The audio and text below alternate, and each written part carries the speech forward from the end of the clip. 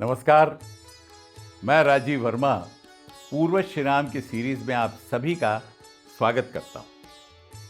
पिछले अंक में हमने श्री राम के पूर्वजों में मनु से 29वें राजा तरैयारुन से आरंभ करके 37वें राजा वृक तक की बात की थी। इनमें प्रमुख रूप से हरिश्चंद्र के बाद रोहित, चंचू, महाराज विजय, रुरुक और वृक ऐसे राजा थे जिनकी चर्चा वाल्मीकि रामायण पर आधारित श्री राम के पूर्वजों के साथ नहीं की गई थी।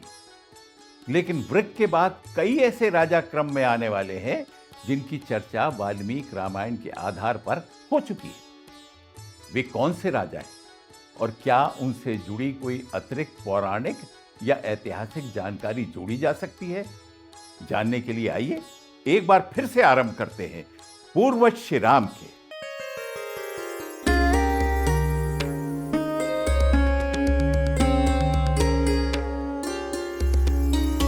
राष्ट्र के रक्षक हैं वो, विश्व के वो पथ प्रदर्शक, सत्य जिनके है धरोहर, सूर्य के हैं वो उपासक। गंगा है वो, सिंधु है वो, वही तो जम्बू द्वीप है, सगर रघु दशरथ है वो, वही तो राजा दिलीप है।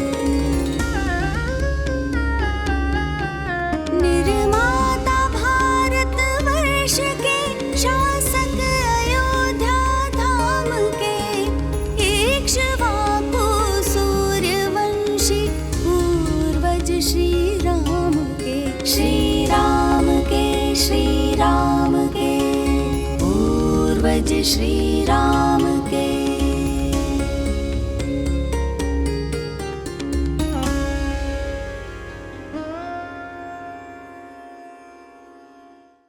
ऐतिहासिक संदर्भों में मनु के बाद 37वें राजा वृक के बाद 38वें से 43वें राजा क्रमशः बाहु, सगर, असमंजस, अंशुमान, दिलीप और भगीरथ के नाम दिए गए।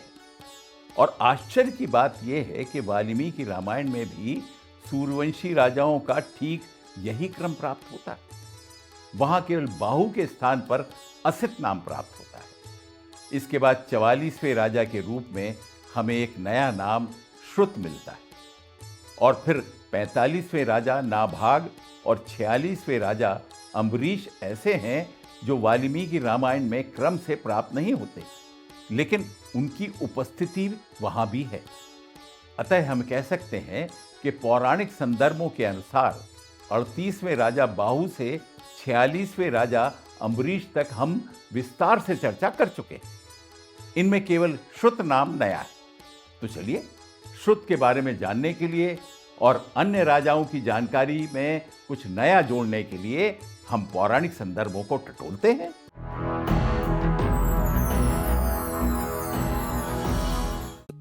A.N. चंद्रा की पुस्तक the Rigvedic culture and the Indus civilisation के अनुसार 38वें राजा बाहु का शासनकाल 5497 ईसा पूर्व है।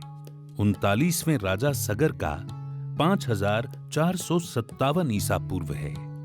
इसके बाद अगले राजा असमंजस के शासनकाल का निर्धारण नहीं किया गया है और सीधे 41वें राजा अंशुमान का शासनकाल 5377 ईसा पूर्व बता दिया गया है। इसके बाद 42वें राजा दिलीप हैं और 43वें राजा भगीरथ, जिनके शासनकाल क्रमशः 5337 ईसा पूर्व एवं 5297 ईसा पूर्व हैं। इसके बाद 44वें राजा के रूप में श्रुत का नाम मिलता है और शासनकाल 5257 ईसा पूर्व कहा गया है। आगे 45वें राजा नाभाग का समय 5217 ईसा पूर्व और 46वें राजा अम्बरीश का शासनकाल 5197 ईसा पूर्व रखा गया है। राजा बाहु से अम्बरीश तक के राजाओं के विषय में वाल्मीकि रामायण के साथ चर्चा हो चुकी है। इस कारण हम पौराणिक संदर्भों में से केवल विष्णु पुराण को ही ले रहे हैं। उसमें कहा गया है कि वृक के बाहु नामक पुत्र हैं जो है और तालजंग क्षत्रियों से पराजित होकर अपनी गर्भवती पत्नी सहित वन चले गए। राजा बाहु की पटरानी को उनकी दूसरी पत्नी ने गर्भ रोकने की इच्छा से विष दे दिया। इस बीच बाहु वृद्धावस्था के कारण और मुनि के आश्रम के समीप मृत्यु को प्राप्त हो गए। पटरानी सती होना चाहती थी, लेकिन और ऋषि के समझाने पर जीवित रही और ऋषि के आशीर्वाद से उन्होंने बाहु के पुत्र सगर को जन्म दिया। सगर ने पिता के अपमान का प्रतिशोध लेते हुए हे और तालजंग राजाओं को नष्ट कर दिया और शक, यवन, काम्बोज, पारद और पहवगण को भी हताहत किया। अंत में वे अपनी राजधानी में आए और सेना से युक्त होकर संपूर्ण सप्तद्वीपवती पृथ्वी का शासन करने लगे। विष्णु पुराण में वर्णन आता है कि महाराज सगर की कश्यप सुता सुमति और विदर्भ राजकन्या केशनी नाम की 2 स्त्रियां थी। भगवान और उन्हें वर दिया कि उनमें से एक से वंश की वृद्धि करने वाला एक पुत्र तथा दूसरी से 60,000 पुत्र उत्पन्न होंगे, और उन दोनों को यह अवसर दिया कि दोनों में से जिसको जो अभिष्ट हो वो इच्छा पूर्वक उसी वर को ग्रहण कर सकती है। भगवान और्व के ऐसा कहने पर केशनी ने 1 तथा सुमति ने 60,000 पुत्रों का वर मांगा। महर्षि के तथास्तु कहने पर कुछ ही दिनों में केशनी ने वंश को बढ़ाने वाले असमंजस नामक एक पुत्र को जन्म दिया और सुमति से 60,000 पुत्र उत्पन्न हुए। आगे राजकुमार असमंजस के अंशुमान नामक पुत्र हुआ। असमंजस के विषय में वर्णन है कि बचपन में उनका आचरण ठीक नहीं था और जब वे युवावस्था में भी उचित मार्ग पर नहीं आए तो महाराज सगर ने उनको त्याग दिया। लेकिन महाराज सगर के 60,000 पुत्रों ने भी असमंजस के चरित्र का ही अनुकरण किया। विष्णु पुराण कहता है कि जब असमंजस के चरित्र का अनुकरण करने वाले सगर पुत्रों द्वारा संसार में यज्ञ आदि में बाधा उत्पन्न की जाने लगी तो देवताओं ने भगवान महर्षि कपिल से इस विषय में प्रार्थना की और शंका व्यक्त की कि यदि इसी प्रकार चलता रहा तो संसार की क्या दशा होगी। कृपा कर इस घोर आपत्ति से संसार की रक्षा कीजिए। तब भगवान महर्षि कपिल ने कहा कि हाल पैरेव दिनेर विंशंती थी, अर्थात ये सभी थोड़े ही दिनों में नष्ट हो जाएंगे। महर्षि कपिल की इस भविष्यवाणी के परिणाम स्वरूप ही वो घटना घटी जिसके अंतर्गत महाराज सगर द्वारा किए जा रहे अश्वमेघ यज्ञ के अश्व को खोजते हुए सगर पुत्र पाताल लोक पहुंचे और महर्षि कपिल के तेज से भस्म हो गए। उसके बाद क्या हुआ, आइए देखते हैं। विष्णु पुराण के अनुसार अश्वमेध यज्ञ के अश्व को खोजते हुए सगर पुत्र वहां पहुंचे जहां महर्षि कपिल तप कर रहे थे। वहां सगर पुत्रों ने महर्षि को ही अश्व चुराने वाला मानकर आक्रमण किया तो भगवान कपिल ने केवल उन्हें आंख उठाकर देखा और वे सभी महर्षि कपिल के तेज से दग्ध हो गए। इधर जब सगर पुत्र अश्व लेकर नहीं लौटे तो महाराज सगर ने असमंजस के पुत्र अंशुमान को यज्ञ का अश्व लाने भेजा। असमंजस पुत्र अंशुमान संयमी था। उसने भक्तिभाव से महर्षि कपिल की स्तुति की। महर्षि कपिल ने प्रसन्न होकर अंशुमान को अश्व लौटा दिया। विष्णु पुराण के अनुसार महर्षि कपिल ने अंशुमान से कहा कि पुत्र इस अश्व को ले जाकर अपने पितामह को दो और तुम्हारी जो इच्छा हो वह वर मांग लो। इतना ही नहीं, वे बोले कि तुम्हारा पौत्र गंगा जी को स्वर्ग से पृथ्वी पर लेकर आएगा। भगवान कपिल के इस प्रकार कहने पर अंशुमान ने यही कहा कि भगवान मुझे ऐसा वर दीजिए जिससे ब्रह्म दंड से आहत होकर मेरे मरे हुए पितृगण को स्वर्ग की प्राप्ति हो जाए।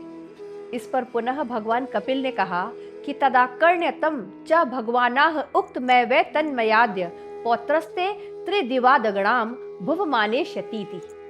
अर्थात पुत्र, मैं तुमसे पहले ही कह चुका हूँ कि तुम्हारा पौत्र गंगा जी को स्वर्ग से पृथ्वी पर लाएगा। और उनके जल से तुम्हारे पितृगणों की अस्थियों की भस्म का स्पर्श होते ही ये सभी स्वर्ग चले जाएंगे। महर्षि कपिल द्वारा इस प्रकार का आशीर्वाद प्राप्त कर अंशुमान अश्व को लेकर अपने पितामह की यज्ञशाला में आए, जहां महाराज सगर ने अश्व को पाकर यज्ञ पूर्ण किया। विष्णु पुराण आगे कहता है कि अंशुमान के दिलीप नामक पुत्र हुए और दिलीप के भगीरथ हुए, जो गंगा जी को स्वर्ग से पृथ्वी पर लाए थे। इन्हीं भगीरथ से सुहोत्र, सुहोत्र से श्रुति, श्रुति से नाभाग, नाभाग से अम्बरीश का जन्म हुआ। हमने देखा कि विष्णु पुराण ने सूर्यवंश के राजाओं के नाम देते हुए बाहु, महाराज सगर, असमंजस, अंशुमान, दिलीप, भगीरथ, सुहोत्र, श्रुति, नाभाग और अम्बरीश का क्रम दिया है।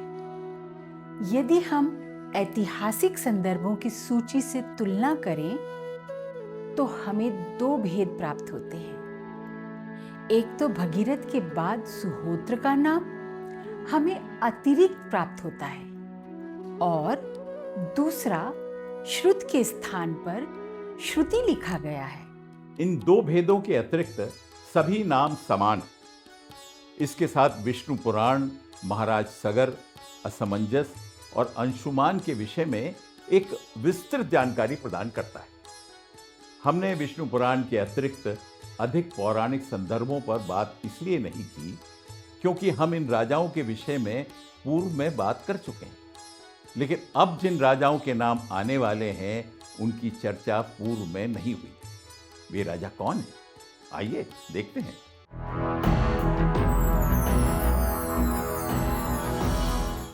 अम्बरीश के बाद 5 ऐसे राजा हैं जिनकी चर्चा वाल्मीकि रामायण के साथ नहीं हुई है।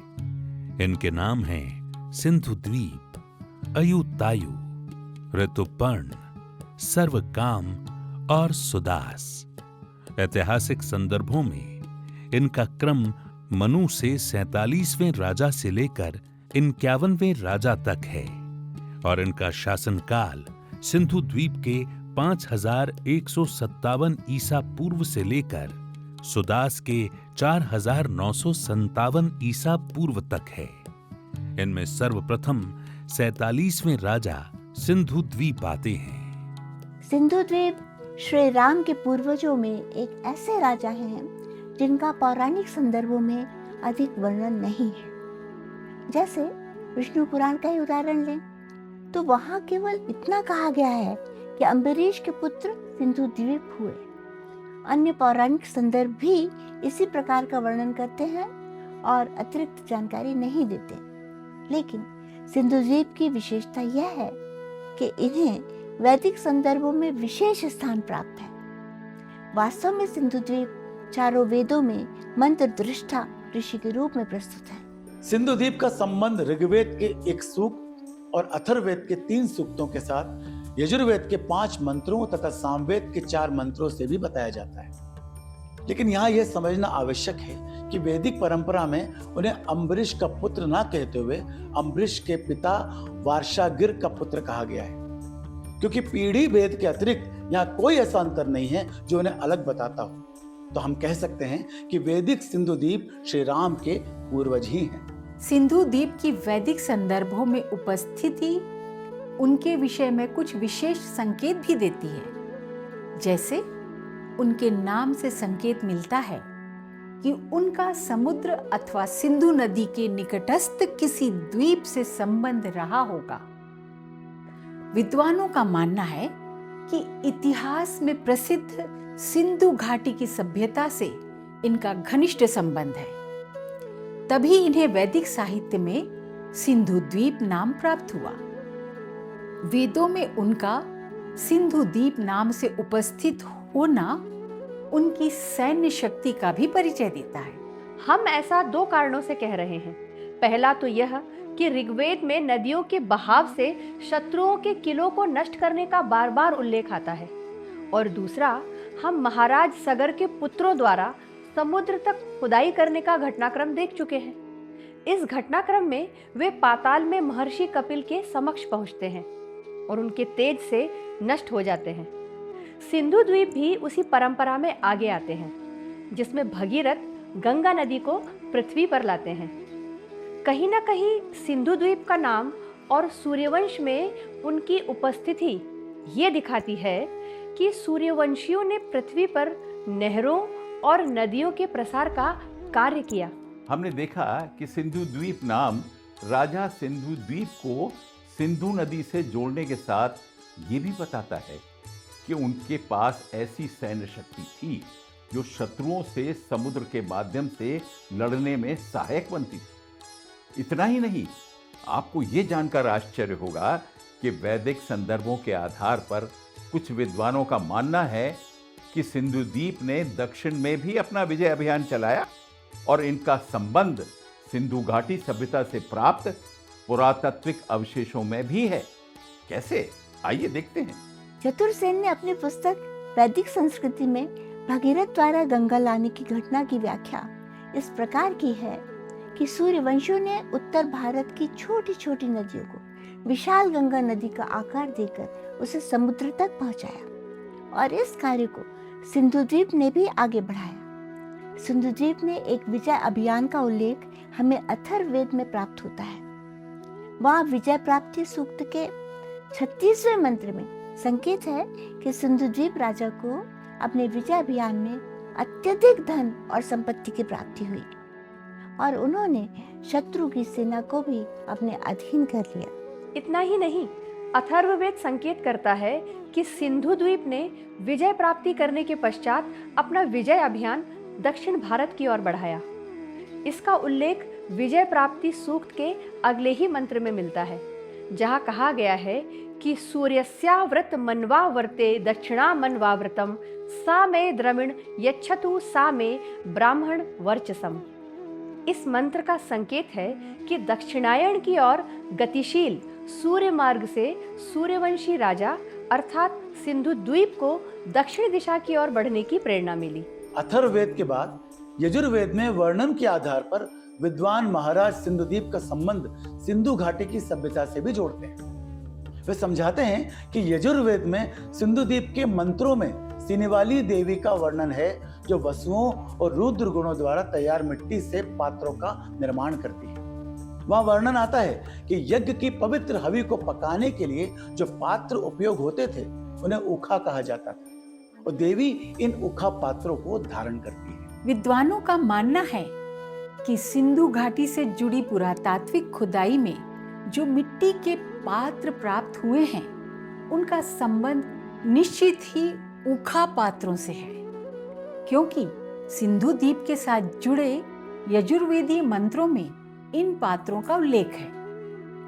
इसीलिए इन मंत्रों के दृष्टा महाराज सिंधु द्वीप भी सिंधु घाटी की सभ्यता से जुड़े हुए दिखते हैं। अतः अब पुरातात्विक आधार पर भी यह सिद्ध किया जा सकता है कि इक्ष्वाकु नरेश सिंधु द्वीप ने ही सर्वप्रथम सिंधु प्रदेश पर अपना साम्राज्य स्थापित किया और वैदिक यज्ञ संस्कृति को समृद्ध किया।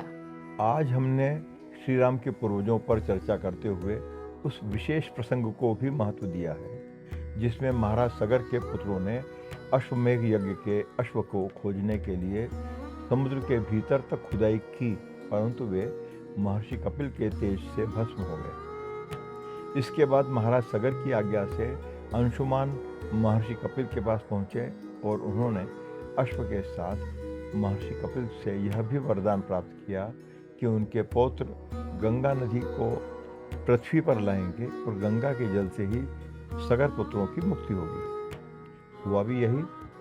अंशुमान से दिलीप हुए और दिलीप से भगीरथ, जो गंगा को पृथ्वी पर लाए। इसके बाद हमने सिंधु द्वीप पर भी बात की। हमने देखा कि हम जब सगर पुत्रों के बाद अंशुमान, दिलीप, भगीरथ और सिंधु द्वीप के कार्यों को एक साथ देखते हैं तो हमें समझ आता है कि श्री राम के इन पूर्वजों ने छोटी छोटी नदियों को गंगा का स्वरूप दिया और समुद्र में मिलाया और देश में नदी और नहरों की संस्कृति का विकास किया। इसके साथ सिंधु द्वीप जैसे अनेक श्री राम के पूर्वजों की वेदों में उपस्थिति यह दिखाती है कि सूर्यवंश वैदिक काल से न केवल उपस्थित है, बल्कि इसने निरंतर वैदिक संस्कृति को समृद्ध भी किया है। आज हमने अम्बरीश के बाद 5 ऐसे राजाओं के नाम प्रस्तुत किए थे जिनकी चर्चा वाल्मीकि रामायण के साथ नहीं हुई है। उनमें से सिद्धद्वीप पर हमने चर्चा कर ली है, लेकिन अभी अयुतायु, ऋतुपर्ण, सर्वकाम और सुदास शेष है। इन पर विस्तार से चर्चा करेंगे, लेकिन अगले अंक में। तब तक जुड़े रहिए और देखते रहिए पूर्वज श्री राम के युग युगीन भारतवर्ष की विकास गाथा केवल वीर भारत पर। अभी के लिए नमस्कार।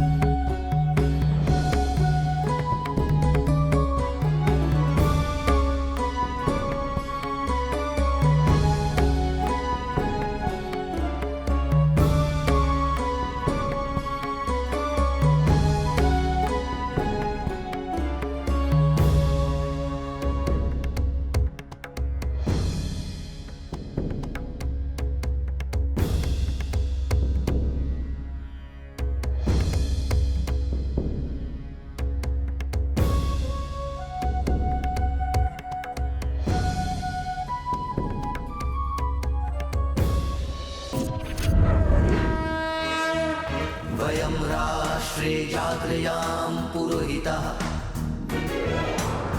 हम राष्ट्र आराधक भारतवर्ष को जागृत और जीवंत बनाएं। युग युगीन भारत के कालजयी महानायकों की तेजस्विता की गौरव गाथा